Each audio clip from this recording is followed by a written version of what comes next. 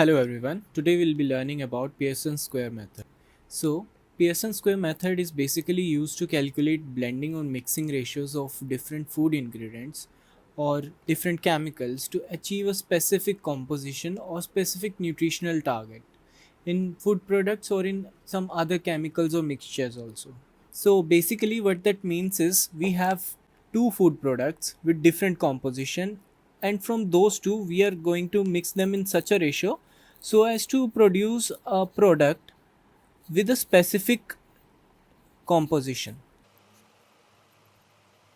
So for example, suppose in a milk industry or dairy industry we have two feeds of milk, or suppose we are getting milk from two places. One of the milk, like milk A, it has fat percentage of 2%, while milk B from a place B has a fat percentage of around 6%. Now, from these two, we have to make a standardized milk, or we have to obtain a milk for market that has a fat percentage of 4%. Let's call it milk C. Okay. So here we will see how to achieve that, like in what composition or in what ratios A and B should be mixed so as to obtain a specific fat composition in milk C. Okay. So this method is particularly valuable for food manufacturers, chefs, product developers who need to create customized food formulations with precise nutritional profiles, flavors or textures. So this is applicable not only in food industry, it can be used in any other industry or labs, in chemical industry or wherever there is a requirement of mixture. Okay. Mixture with a specific composition. Right? So we'll learn how to use Pearson Square Method further in the video. So here, first step is to draw a rectangle or a square on the edges of which we will keep our feed or raw material with specific composition. Picking up the previous example, suppose we have made this square. In the middle, we will be writing down the percentage required, or the specific final percentage that is required. In this case, it was 3.5% of fat, right? Now, place the two milk feeds and their respective fat percentage on the left hand corner of the square, like here. This is a left hand upper corner, left hand lower corner. So we'll write down the fat percentage of the raw material or the raw feed here. So in this case, A had a fat percentage of 2%, while B had a fat percentage of 6%, right? So we'll learn how to find out in what ratios these two should be mixed so as to get 3.5% fat. Now step 3 in this method is to subtract it. Here in the center we had 3.5% fat, A had 2% fat and B had 6% fat. So what we'll do, we'll take the difference between these two respectively. Like diagonally we'll subtract A and X. Okay. So here 2 minus 3.5 or 3.5 minus 2 will be 1.5, right? And here X minus B, it will be 3.5 minus 6, that will be 2.5 negative. Now one thing to take care is we have to ignore the negative sign here. Okay, we don't have to take negative sign and we have to ignore it. We have to take the magnitude of this difference in order to find out that ratio, right? So here in this case we are getting ratio of A is to B is 2.5 ratio 1.5, right? Now moving further. So moving further, we see here X minus A was 2.5 and X minus B was 1.5, right? So the ratio of these two feeds to be mixed to in order to get a final milk fat to be 3.5 is 2.5 ratio 1.5. Okay. So in order to find the percentage of raw material that should be mixed we are going to convert it into percentage. Okay, so 2.5 plus 1.5 will be 4. So total ratio is 4. Now, in order to find out the percentage of milk A that is to be mixed is, we'll divide 2.5 by 4 multiplied by 100. It will in turn yield 62.5%, right? And similarly for milk B, we'll be getting 37.5%. Okay, so if we mix milk A and milk B in this certain ratio, we'll be getting a milk C, or the final milk composition, with fat percentage of 3.5, right? Okay, so once again we'll be, so let me revise this once again. So here we had milk A with the fat percentage of 2% and milk B with the fat percentage of 6%. Ultimately, we want a milk C or milk X with a final fat percentage of 3.5%. Okay, so how we are going to do that using Pearson Square Method is, we'll draw a square and in the middle we'll write 3.5. On the left top corner we'll write the milk percentage of one feed, and on the left bottom corner we'll write the fat percentage of second milk. Now we are going to subtract these two, A and X, and we'll be getting 1.5, right?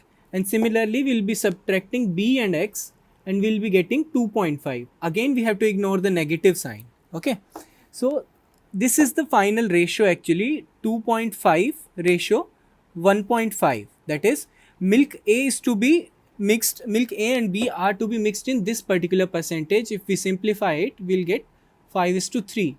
We can also convert it into percentage here, as we have already done. So 2.5 divided by the total of that ratio will get 62.5%, and for milk B will get 37.5% of milk B. So if we mix the feed, or if we mix the raw feed of milk in this particular ratio, we'll get a final feed with the fat percentage of 3.5%. Okay, now let's take another example. Now going to take a different example other than the food industry. Suppose we have a chemical, suppose we have 48% caustic soda or caustic lye, which is nothing but your NaOH. From 48% it is to be converted to 20%, say. Okay, 20% NaOH. Now how will that be done? Obviously, if we are going to dilute NaOH, 48% NaOH, we'll be adding water to it, right? Now water has 0% NaOH, correct? Using Pearson Square Method, we'll be drawing a square, and in the center we'll write the final percentage or the final concentration that we require. Okay, this can be concentration, say in moles or mg per ml, not only in percentage, right? So on one corner we'll be writing the percentage of NaOH in one of the solution, and since water has 0% NaOH, we'll be writing 0% here. Now taking the difference of these two, now 20 minus 48, that will be a minus 28. Again we are going to ignore the minus sign, we'll be taking only 28, and 20 minus 0, you'll get 20, right? So the ratio in which 48% NaOH and water is to be mixed is 20:28. Okay, if you want to convert it into percentage, that can also be done by adding these two ratios. That will be 20 over 20 plus 28 into 100. Now this will give you the percentage of 48% NaOH that is to be added, right?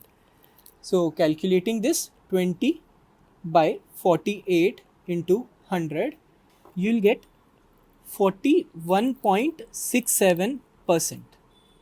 And similarly, water, you'll get 28 by 48 into 100, that will be 58.33%.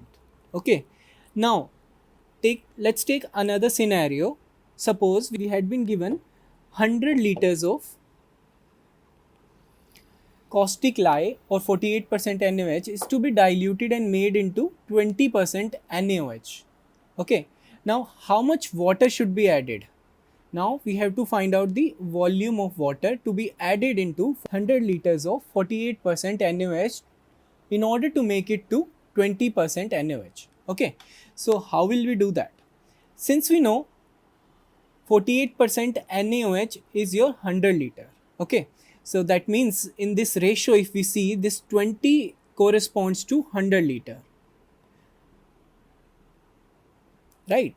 So if you want to find out how much water is to be added from this ratio, this is a simple ratio question. So if 20 corresponds to 100, what will 28 be? Simply, it will be equal to 140 liters, right? So 140 liters of water is to be added to 100 liters of 48% NaOH in order to make it to 20% NaOH, and the final volume will be 100 plus 140, that is 240 liters of 20% NaOH. Okay. So this was one example. Now moving on to some other examples. See, 1000 kg of double tone milk is to be prepared by mixing whole milk, testing 5.5%. Now we have been given the fat composition of one of the feed, and skim milk is also given. The second feed is skim milk, testing 0.2% fat. Now we have to make double tone milk using these two feeds. Now as a food technologist, we should know that the fat percentage in double tone milk is 1.5%. Okay, so again drawing that square, we'll write the final fat percent in the center of the square and the other two on the left hand corners, 5.5 and 0.2. Now taking the difference of these two, we'll be getting 4, and here we'll be getting 1.3. Again, remember, we have to ignore the negative sign, right? Now this ratio 1.3:4, this is the ratio in which whole milk should be mixed with skim milk in order to give you double tone milk. Okay, so this is the ratio 1.3:4. Okay, since we have been given the final amount of double tone milk that is to be prepared and it is 1000 kgs, we can find out the individual amounts. Okay, so this is the total volume, right? So 1.3 plus 4, that is 5.3, represents 1000 kg. Okay, let's move to the next page once. So the ratio in which whole milk and skim milk is to be mixed is 1.3:4, and in order to give double tone milk whose volume should be, or whose weight should be 1000 kgs, right? So 1.3 plus 4, that is 5.3, represents 1000 kg. Now this is the final weight, right? So after mixing your initial two feeds, you will be getting the final weight, right? So 5.3, if 5.3 represents 1000 kg, 1.3 would represent 1000 by 5.3 into 1.3. Now this is simple calculation. This will be equal to 245.28 kgs. Now moving on to the next one, that is skim milk. This is the amount of whole milk that is to be added, right? Now skim milk, how much skim milk is to be added is 1000 divided by 5.3 into 4. Okay, again this will be 754.71 kgs. So if 245.28 kgs of whole milk with fat percentage of 5.5% is added to 754.72 kgs of skim milk, with fat percentage of 0.5, you will obtain 1000 kgs of double tone milk with a fat percentage of 1.5%. Clear? Moving on to our next example. In this example, 2 kgs milk testing 7.2% fat is to be standardized to 4.5% fat by addition of skim milk testing 0.1% fat. Okay, so calculate the amount of skim milk required. Now in this case, we have already been given the amount of one of the ingredient. We have to find out the amount of second ingredient that is to be added in order to get a standardized milk of fat percentage 4.5. So starting with the square, in the center we'll write 4.5% and on the edges we'll take 7.2% and 0.1% fat. Okay, again taking the difference between these two. So here we'll get 4.4 and here we'll be getting 2.7. Now we already have the ratios in which these two feeds should be mixed in order to get a standardized milk of 4.5% fat. Okay, so the ratio is 4.4 is to 2.7. Okay, or you can say 44 is to 27, right? Now from this ratio we can easily calculate the amount of skim milk that is to be added. How? See, this 44, it represents 200 kgs, right? So skim milk that is to be added is 27 parts, right?